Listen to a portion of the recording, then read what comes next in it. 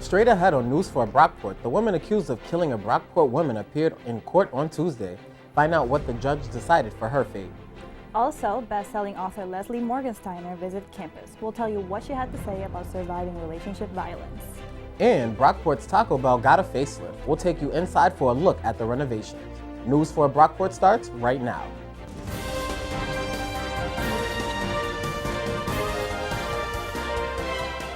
Thanks for joining us. I'm Terrence Dickey. And I'm Sydney Bourbano. We begin tonight with an update on the murder that happened here in Brockport back in August. The woman accused of killing Megan Dix in August appeared on court on Tuesday. Holly Colino was deemed not competent to stand trial after doctor evaluations.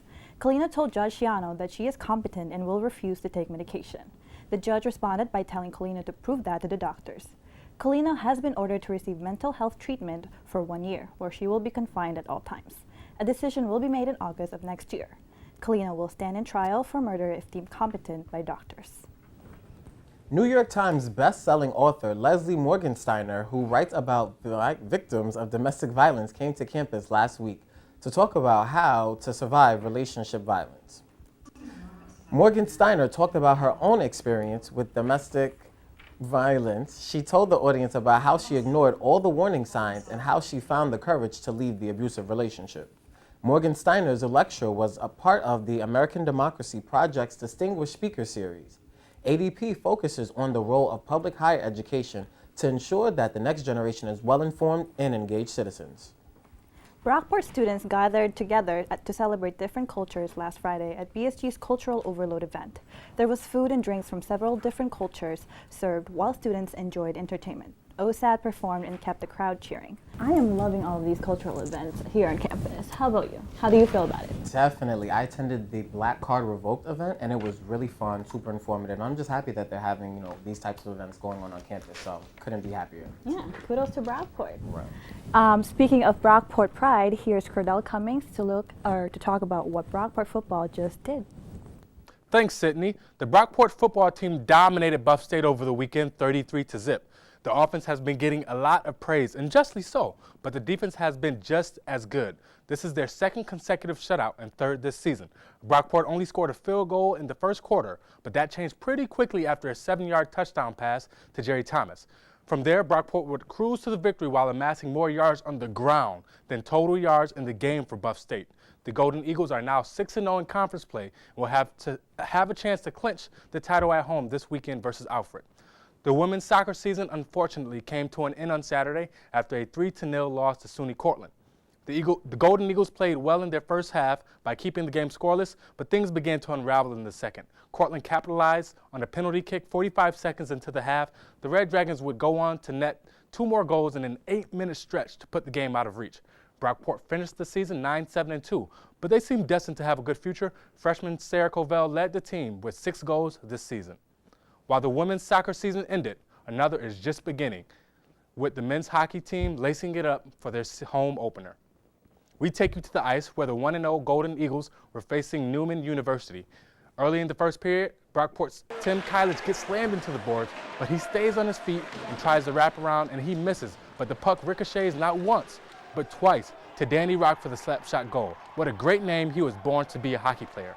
Fast forward to the third period with Brockport in firm control, the team with a great offensive set. Verbecki to Hutchinson to Sikic to secure the easy win for the Golden Eagles. Joe Mitchell would slap in the lone goal for Newman as Brockport would go on to win 4-1. Other scores around Brockport athletics include the women's field hockey team losing to Ithaca. They did not make the SUNYX, therefore their season ended with the loss. Better luck to them next season. And the men's soccer team also played their last game of the season after a loss to SUNY Plattsburgh. If you want to catch up with your Golden Eagles this week, the women's volleyball team will be at home for the SUNYX semifinals this Thursday. They will face the winner of the New Paltz versus Oneonta game. The match will begin at 7 p.m. The men's wrestling team will begin their season this Friday. The time for the matches have not been determined yet.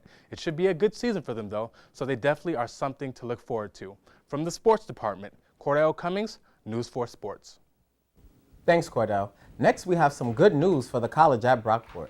The National Weather Service has officially declared Brockport storm-ready. Our campus is one of just 10 colleges and universities across the state to receive this recognition. In order to be considered storm-ready, a community must have a 24-hour warning point and Emergency Operations Center. Have more than one way to receive severe weather forecasts and alert the public. Create a system that monitors local weather conditions. Promote the importance of public readiness through community seminars, and develop a hazardous weather plan, including training severe weather spotters and holding emergency exercises. Students can now apply for the New York State Excelsior Scholarship for the spring semester. Students who receive the scholarship will join the 45,000 students who are currently attending a SUNY school tuition-free. Students must be enrolled in college full-time and complete 30 credits per year to receive the funding. The application can be found at hesc.ny.gov. It will stay open until December 4th. There's a new gallery exhibition in Tower Fine Arts. Jim Morris, an associate professor at the college at Brockport, created the exhibition. It is called Thinking About Drawing. This exhibition will run from October 24th through December 8th. It is free and open to the public. Brockport's nonprofit career and volunteer fair is coming up. The annual event brings top nonprofit employers to campus to recruit students and alumni for internships, jobs, and volunteer positions. This is a great opportunity for students to network with employers and even secure internships and full-time employment. The event will take place Wednesday, November 8th in the Union Ballroom. Business casual dress is recommended. Brockport's winter session course schedule is now live. There are 3 sessions this year with a combination of online, face-to-face, and hybrid courses. The current schedule is subject to change, so students are recommended to check the classes on web banner before registering. For more information, visit brockport.edu/academics/special/winter. The American Democracy Project Fall Book Club is highlighting a hot-button issue. The semester's book of choice is The Gun Debate, What Everybody Needs to Know by Christine Gross and Philip Cook. The book is about the history and culture behind the controversial topic. The discussion will take place after Thanksgiving at South and Edwards Hall. For more information or to sign up, visit the college's website. Brockport students have been waiting months for the Taco Bell to reopen, and they finally got their wish. The newly renovated Taco Bell in Brockport drew a huge crowd on its grand opening. Cars backed up the drive-thru all the way out to the road. The restaurant's renovations give it a more sleek and modern look. The new outdoor seating area will be perfect for enjoying a taco on a nice summer day.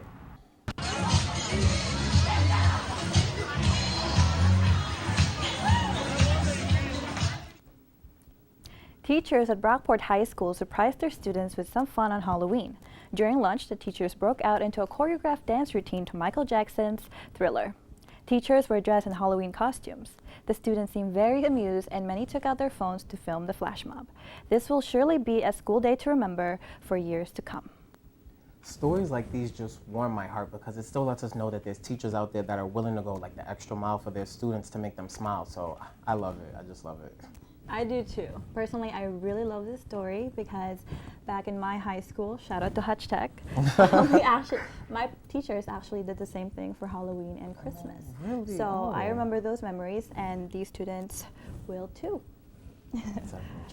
That's all the time we have for News for Brockport. I'm Cindy Bourbano. And I'm Terrence Dickey. Thanks for joining us, and we'll be back next week.